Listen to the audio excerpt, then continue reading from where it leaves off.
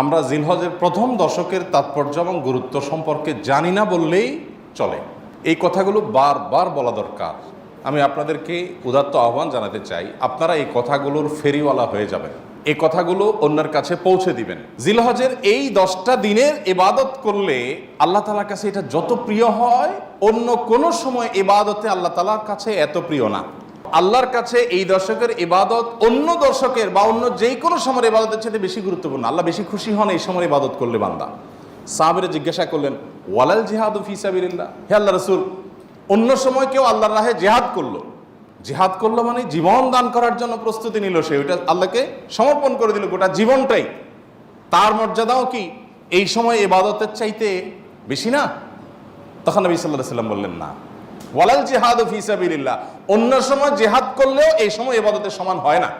তবে যদি অন্য সময় কেউ জিহাদে যে তার জীবন, তার সম্পদ যা নিয়ে গেছে সব বিলীন করে উৎসর্গ করে দেয় আল্লাহকে খুশি করার জন্য, তার মর্যাদা সবকিছুর ঊর্ধ্বে, সেই মুজাহিদের কথা ভিন্ন। বাকি সাধারণ জিহাদের চাইতেও এই দশকের ইবাদতের মর্যাদা আল্লাহর কাছে অনেক বেশি। ভাইরা আমার, আমি খুব আকুতি করি সব জায়গায় সব সময় যে এই দশকের ইবাদত আমরা সাবকন্টিনেন্টের মানুষ আমরা জানি না। আমাদের মানুষকে জানাতে হবে, জানাবার জন্য কিছু কাজ করতে হবে। সাহাবীদের কেউ কেউ এই দশক শুরু হলে এই দশকের 10টা স্পেশাল আমল আছে, এই আমলগুলো করবার জন্য কেউ কেউ বাজারে চলে যেতেন, উদ্দেশ্য অন্যদেরকে জানানো। তো সেই দশকের আমলগুলো আমরা করবো তো ইনশাআল্লাহ। আমি সংক্ষেপে বলছি আমলগুলো কি কি। নাম্বার 1, আল্লাহকে বেশি বেশি স্মরণ করা, জিকির করা। আল্লাহ সুবহানাহু ওয়া তাআলা কোরআনে কারিমে বলেছেন, উযকুরুল্লাহ ফি আইয়ামিন মা'দুদাত, নির্দিষ্ট দিনগুলোতে তোমরা আল্লাহর জিকির করো, বেশি বেশি স্মরণ করো, আল্লাহর স্মরণটা বেশি বেশি হবে।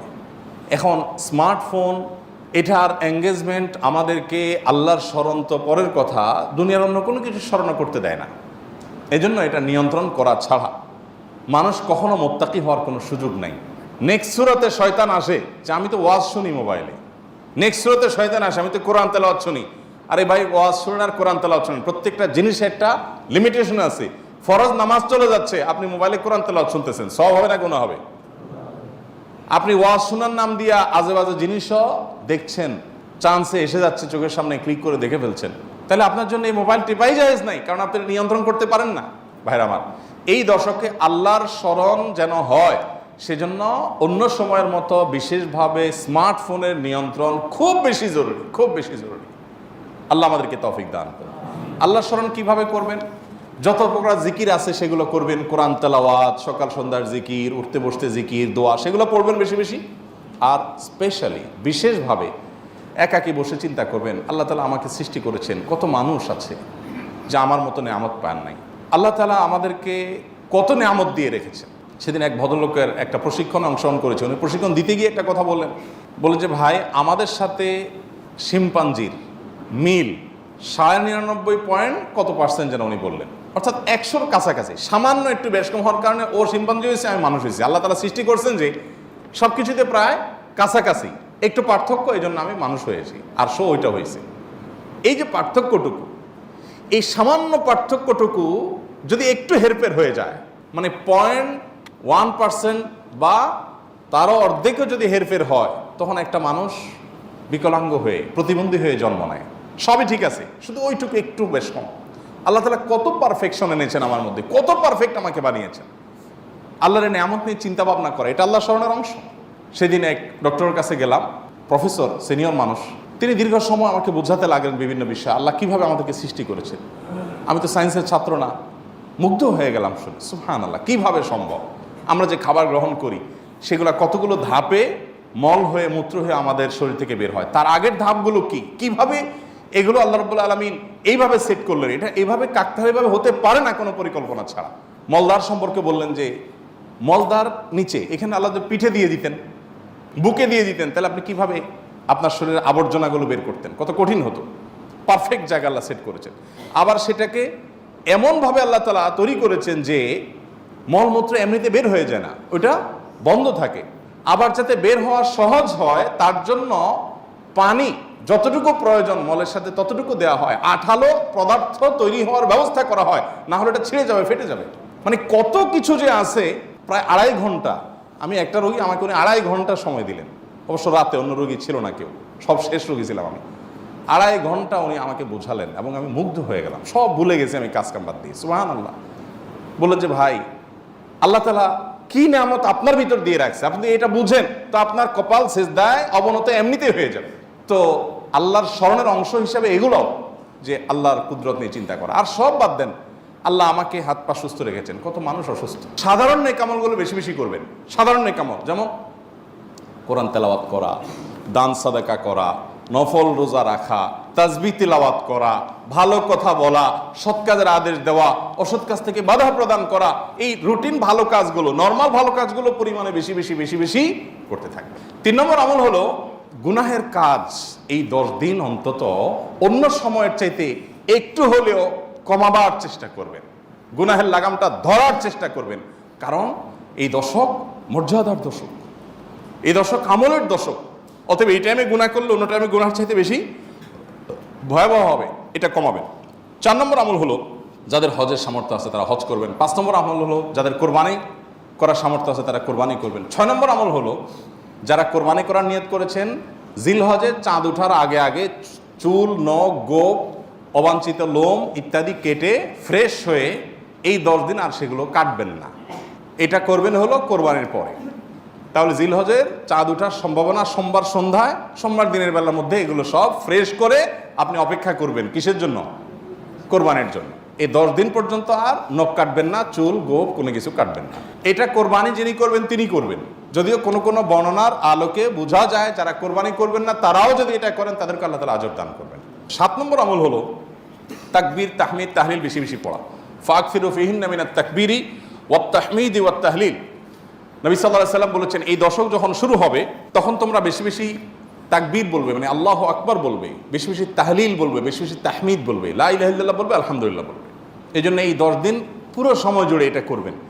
ওই যে বলছিলাম শুরুতে সাহাবীর কথা, একজন সাহাবী এই দশক শুরু হলে বাজারে যেতেন শুধু কি জন্য? এই আমলটা করার জন্য। বাজারে যেয়ে সবাই বাজার কেনাকাটায় ব্যস্ত, উনি যাই উচ্চস্বরে বলতেন আল্লাহু আকবার, আল্লাহু আকবার, লা ইলাহা ইল্লাল্লাহু, আল্লাহু আকবার, আল্লাহু আকবার, ওয়ালিল্লাহিল হামদ। এর উনি বাজারে গিয়ে বলতেন। উদ্দেশ্য কি? অন্যদের যত স্মরণ। এখন আপনি ভূমিপল্লীতে কয়েকটা দোকান আছে অথবা চিটাগাঙ্গে বাজার আছে, আপনি বাজারে যায়া সবাই কেনাকাটায় খুব সিরিয়াস মুডে আছে, আপনি যাই যদি সেখানে জোরে জোরে বলেন আল্লাহু আকবার, আল্লাহু আকবার, লা ইলাহা ইল্লাল্লাহু, আল্লাহু আকবার, আল্লাহু আকবার, ওয়ালিল্লাহিল হামদ, কি হবে দৃশ্যটা বলেন তো? এটা আপনি যদি বলেন সবার মধ্যে, অনেক লোক বাজারে, মাঝ বাজারে জমজমাট, আপনি যা জোরে জোরে এটা বললেন, কি করবে সবাই? সবাই তাকায় বলবে ব্যাপার কি, সমস্যা আছে নি, কোনো অসুস্থতা আছে কিনা বেচারা, এটা না বলবে।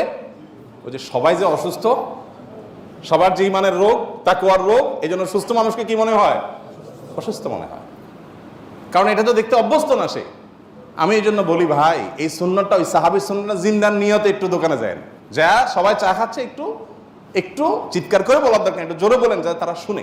যদি দেখেন যে তারা অন্যভাবে তাকাচ্ছে, বুঝতেছে না, পিঠে হাত দিয়ে সুন্দর করে একটা মুচকি হাসি দিয়ে বলেন ভাই এই দর্শকে বেশি বেশি তাকবীর পড়তে হয় তো এই জন্য আমি একটু জোরে বললাম যাতে আপনার স্মরণ হয়। দেখবেন সেখান থেকে অনেকের বিবেক খুলে গেছে, উনি পড়বে ইনশাআল্লাহ। চেষ্টা করা যাবে তো ইনশাআল্লাহ। তাহলে তাকবীর, তাহমিদ, তাহলিল জোরে পড়বেন। আমি প্রতি বছর আপনাদেরকে এই কথা শুনাই, এবছরও বলি। সেটা হলো মিডল ইস্টের বিভিন্ন দেশে দেখা যায়, বিশেষ করে সৌদি আরবে, সামাজিক সৌন্দর্য। বিভিন্ন গলিতে যখন ঢুকবেন জিলহজের এই 10 দিন আপনি দেখবেন তাদের গেইটের ওখানে ছোট্ট একটা ওই যে ব্লুটুথ ডিভাইস লাগানো আছে, এখানে সারাক্ষণ তাকবীর সুমধুর কণ্ঠে চলছে, আল্লাহু আকবার, আল্লাহু আকবার, লা ইলাহা ইল্লাল্লাহু, আল্লাহু আকবার, আল্লাহু আকবার, লিল্লাহিল হামদ। অথবা অন্য তাকবীর চলছে, আল্লাহু আকবার কাবীরা ওয়ালহামদুলিল্লাহি কাসীরা ওয়া সুবহানাল্লাহি ওয়া বিহামদিহি বুকরাতাও ওয়া আসীলা। সব জায়গা, দোকানে যাবেন, মার্কেটে যাবেন, এখন আস্তে আস্তে সৌদি আরব থেকে এগুলো হারিয়ে যাচ্ছে, দুঃখজনক, কিন্তু ছিল এগুলো। এবং এখনও অনেক জায়গা আছে যে দোকানদার ওই মৃদু কণ্ঠে এটা চালায় রাখছে। আর আমাদের ঈদুল আজহা আসছে, এখন জাগানাকা গানের চোটে আপনি হাঁটতে পারবেন না কোথাও। গরুর বাজার, ছাগলের হাট, গান চলে। এখানে আমি যখন ভূমিপল্লী ছিলাম, এইখানে যে বাজার হয়, আমি যাই থামাইছি 2 দিন, যাই সেখানে কমিটির লোকদেরকে ধরলাম, ভাই ঈদুল আজহা একটা ধর্মীয় দিবস, কাজটা ধর্মীয়, আর সেখানে আপনি জাগানাকা গান লাগায়া গরু বেচতেছেন, ছাগল বেচতেছেন। আল্লাহ তো বিবেক দিছে অন্তত, এখানে অন্য কিছু লাগান, এটা কিরে ভাই? আর আপনার গানের অত্যাচারে আশপাশে মানুষ ঘুমাইতে পারে না, থাকতে পারে না, এ কি মানুষ?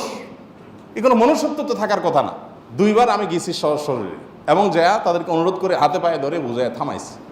সারা বাংলাদেশে এই চিত্র, আপনি কয় জায়গায় যাবেন যে জাকানাকা গান চলছে, চলার কথা তাকবীর তাহমিদ তাহলিল। তো আমরা চেষ্টা করবো তো ইনশাল্লাহ তাকবীর তাহমিদ তাহলিল করার, বাচ্চাদেরকে শিখিয়ে দিব।